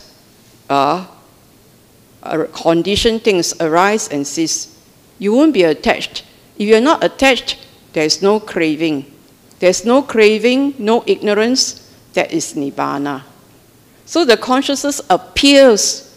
You need to examine it, investigate, and then not neglect this training in whatever the Buddha taught, that these are but elements that arise and cease. The contexts are impermanent, feelings are impermanent, no need to crave because it is impermanent. It is delusional that there is a self. Because there's a self, then there's greed and there's ill will. If there is no self, there is no greed and there's no ill will. It's because of the delusional self that people have greed and ill will. So it says, sense pleasures, views, becoming, ignorance, these are the way that the consciousness direct it to think that there is a self. It's my view, isn't it? My view, so we must fight. So this is consciousness, I hope to just by saying, and that by you experiencing it, that the consciousness, all the six sense-based consciousness arise and cease. And for the meditators who are deep practitioners, they went into the cessation of feeling and perception and the cessation of mental formation, though the consciousness is still there. At Pari Nibbana, Mahapari Nibbana, he says that you do not add anymore. It ends, that means you switch off the light. There's no more. That means there's no more need to continue burning the fuel of ignorance, where you continue to add the oil or put the wick, because there's ignorance and craving to carry on. But then when this body ends with the last breath, with the feelings, we all say the breath also, when you're doing, contacting your breathing, there is still bodily feelings so you know it as it ends, it just ends. You don't go out, because out there is all impermanent. You look outside, you look inside, nothing is permanent. So then if you not cling, then there's no becoming, there is no more birth. If what is not born, does not age, does not die, don't have disease, don't die, you won't be sad, you won't be agitated, you won't have despair, you don't have depression. So then there's a whole lot of suffering, and so there is cessation. Thank you, Dr. Ng. Thank you, Dr. Ng, for the Dhamma talk. Conceptually, I could understand what the Blessed One said. Could you please elaborate as to how Bukaseti was able to develop a just-in-time ability to let go, as at the last moment of his life after being attacked by a wild animal? This is because at the point we are mindfully aware of an incident or think, it is already a past event. Thank you. So the question is, how Bukaseti, so she's asking me a very profound question. What is the experience of Bukaseti at his point of death? Isn't it that question asked? So how am I to know? So how am I to know? But then we know that if he understood that this body that the cow is goring, all these stray cows, stray balls, they are territorial. You come into my territory, see who's the boss. They don't have fence one, no. They don't have border. No. So when you go to a place, you must say, ask permission. And the Buddha says that if you don't practice metta, you get into problems. When a person gets bitten by a snake and etc., then he says, hey, you didn't practice enough metta when the bhikkhu get bitten. So all this aside, so he got, killed by a stray cow, right? These are conditions. So he get killed. These are elements only. He won't get too attached. These are feelings only. Then when he dies, he doesn't hold on to his body. So there is this Punya. Punya went to this place. He spoke to the Buddha and said he wants to go to this place that is very hostile. Very hostile, no? And then the Buddha says, you go there, people, because they're so hostile, they hit you, no? Then he says, okay lah, they boxed me, it's okay.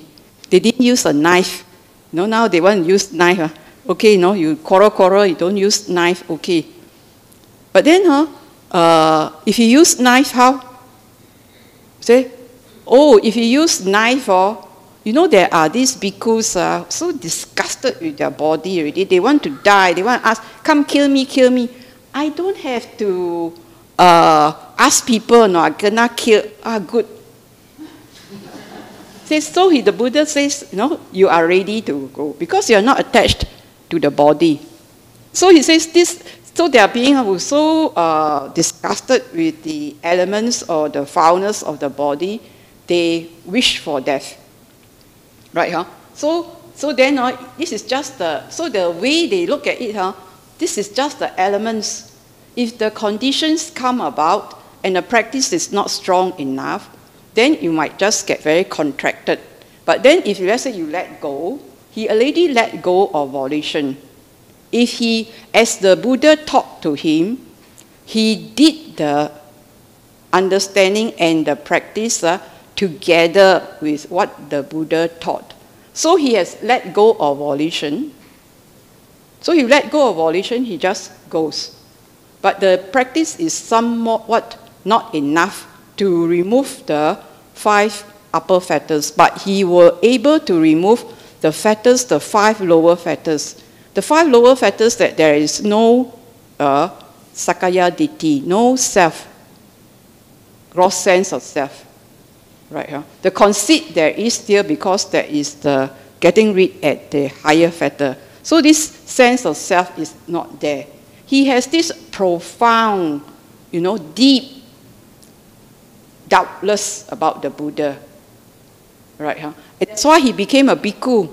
Just by reading the inscription given to him on the gifts, he just renounced.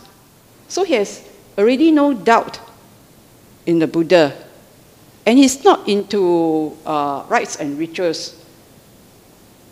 He's not, he's open, his mind is open to what the Buddha taught. He doesn't cling on to his own views. So there's this person there said he wants to teach him Dhamma. Okay, I listen to you. He thinks that this person is just his peer. So he call him aboso, friend. But he's open to another. He didn't say, I only want to listen to Buddha. Right, so he doesn't have these 3 fetters. Attachment and aversion is the lower two fetters. So he's not attached to his body. He's not attached to his consciousness. He's not attached to these elements. He's not attached to all this. So if he has not attachment to all this, so the one returner reduced the attachment by 50%. The non-returner are 100%, but not arahant yet. They're still attached to the rupa jhanas, arupa jhanas, to the conceit, the restlessness, and ignorance. There's still an attachment. So he still has an attachment, but he has no sort of attachments to this. Right, huh? So he has reduced or completely no attachment, no aversion. So he's quite middle, but is enough to be a non-returner. Thank you, Dr. Ng. Dear Dr. Ng, you mentioned earlier the light we see our consciousness. Could you help us understand how does that look like? And if there is a difference in the different colors, that is, purple ripple wave from the top, or rainbow like band slightly below the eye level, or a flash of pin light from a distance like star. Appreciate your insights. Thank you very much. Okay, this one is out of the topic, right? Agree or not? Okay, when you wake up, do you see daylight You know, it's like you are brightened up, right? You see somebody sleeping, you know, right? Nodding away. He is in darkness, right? He's not listening, right? He's not conscious. Then when he wakes up, you look into his eyes, there is the light. Correct or not? This person is awake. This is what it means. This is what it means that the light, the light. So when in meditation, you can see sparks of lights. This is just sparks. The ear consciousness, the eye consciousness, the nose consciousness. So you can see this, your attention going there, just spark. And when you spark, there's a rebound. So when we walk, you know there's action and reaction. Action and reaction. That's why we exercise, right? So when we exercise, so when you push down, you feel another force up. You push harder, you feel the force goes up harder. So we need to exercise to move.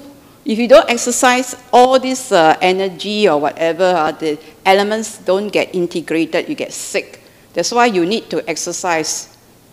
So here, what we need to do is that we understand that when we are awake, we are conscious, we are bright. Right, That's all we need to know. Are you awake or asleep?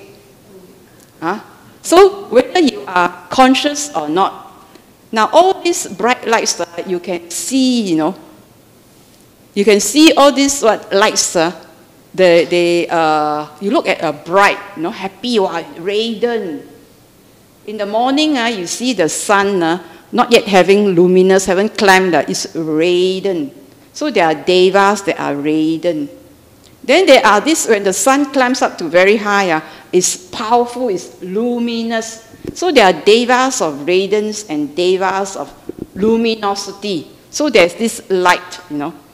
So there is this, this being, the light, this so-called light. You don't need to look for very hard as I'm looking for that light. I want to reach that light. Don't do that, because then there'll be a lot of craving. It must have, it's natural. Like sunrise and sunset, if it's there, it's there. But if you look for it, you look, then your consciousness get contracted to a state. So that's why you need to have right concentration.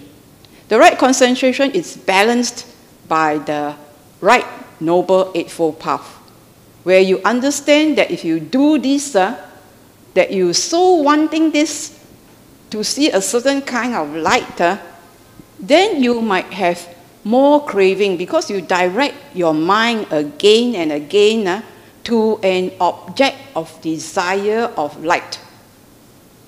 So then you would actually do what the Buddha say in the opposite direction, because he says no craving.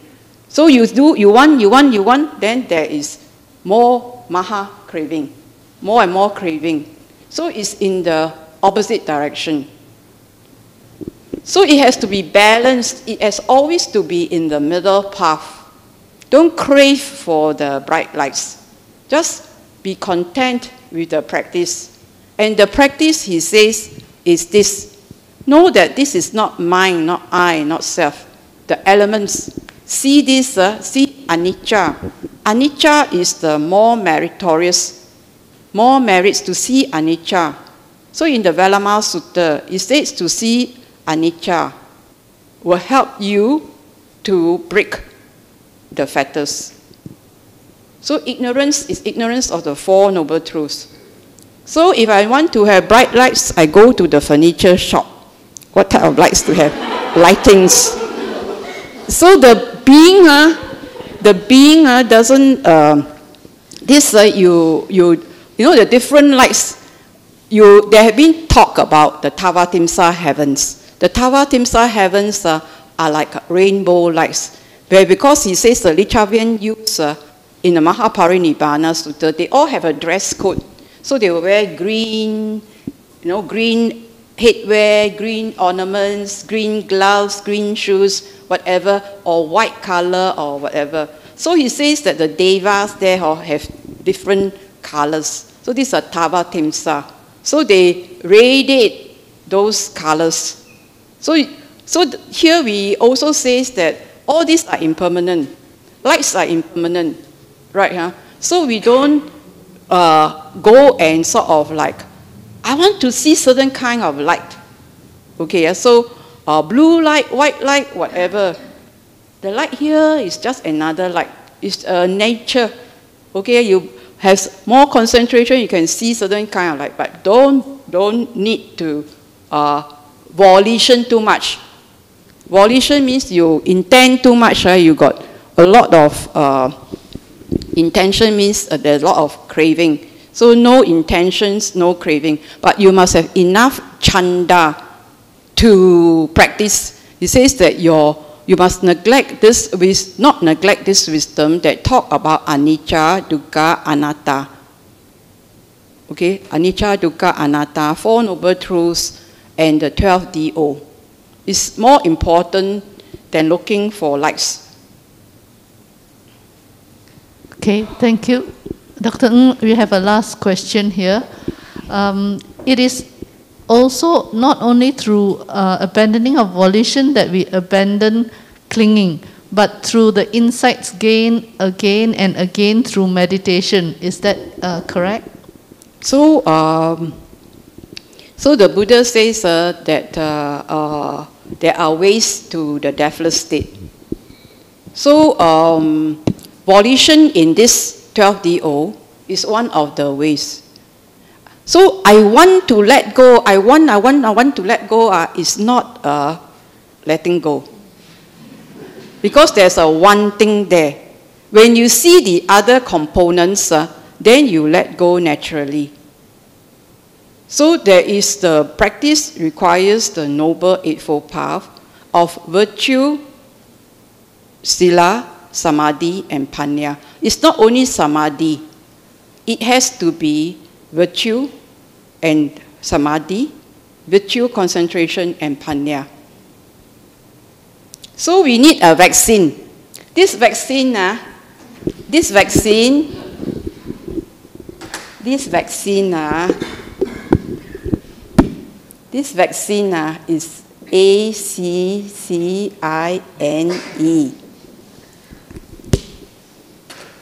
This vaccine, you need virtue.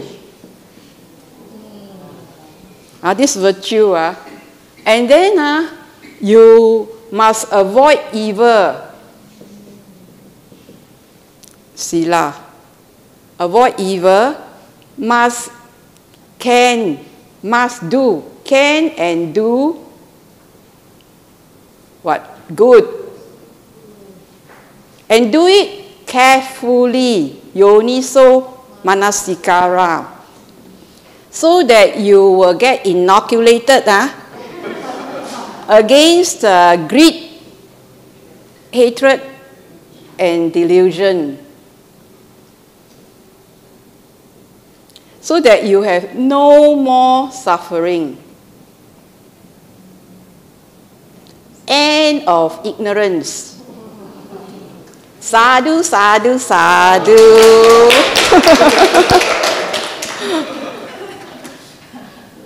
I got another one.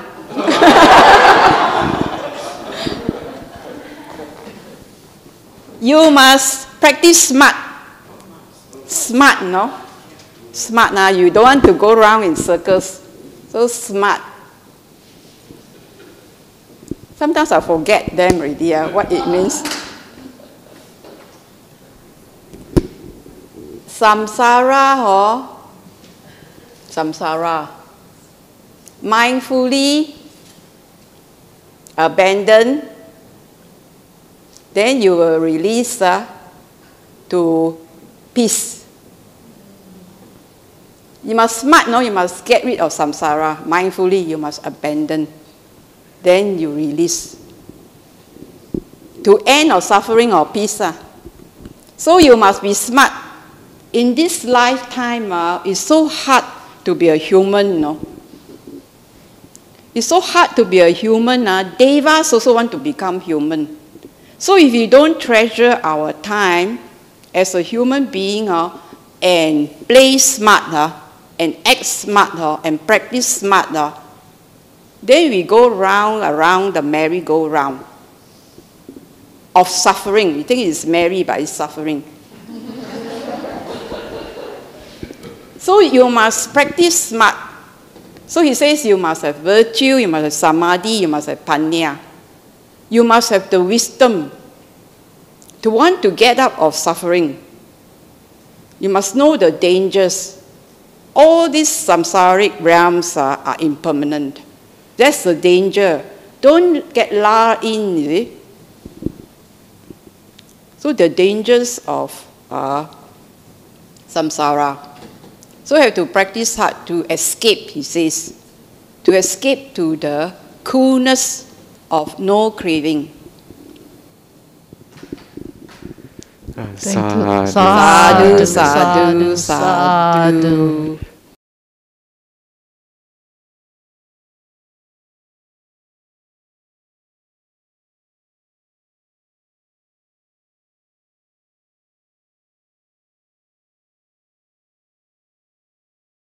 Thank you, Dr. Thank you, Ng, Dr. Okay. Ng. for sharing with us the vaccine. We hope that we will get inoculated, from the greed, hatred, and delusion, ASAP. Yeah. All right. So we have come to the end of the Sunday service, but before we close the service, we will do the dedication of merits first, and later on we will pay our respect to the Triple Gem.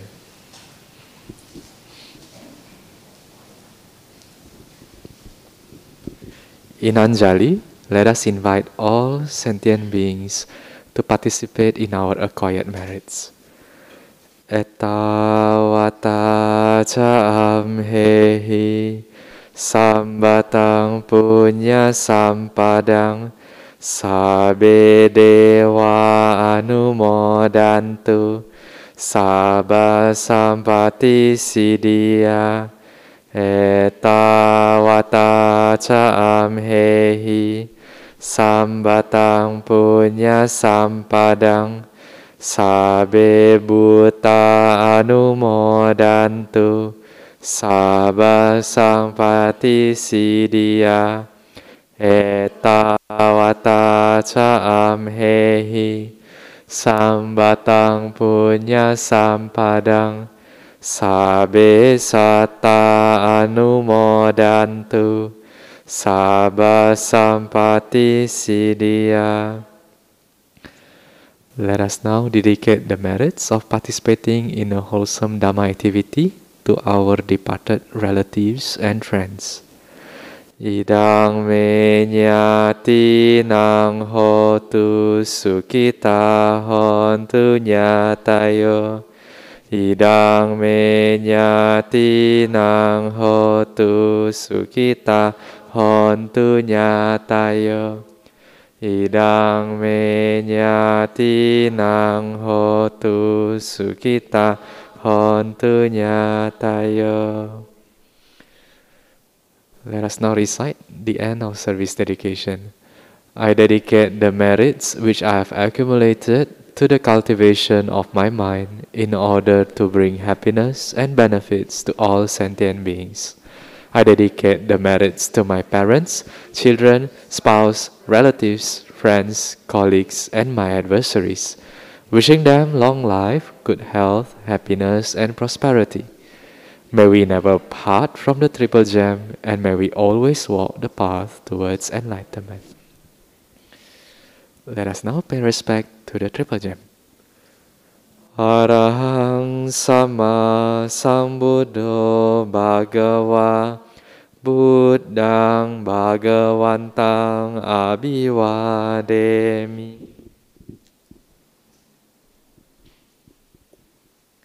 Swakato Bhagavata Dhammo Dhammang Namasami.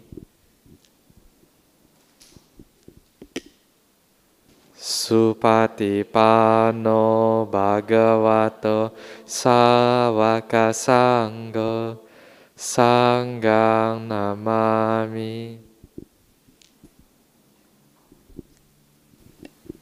Sadhu, sadhu, sadhu. All right, thank you everyone. We'll see you again next week. Thank you, Dr. Ng.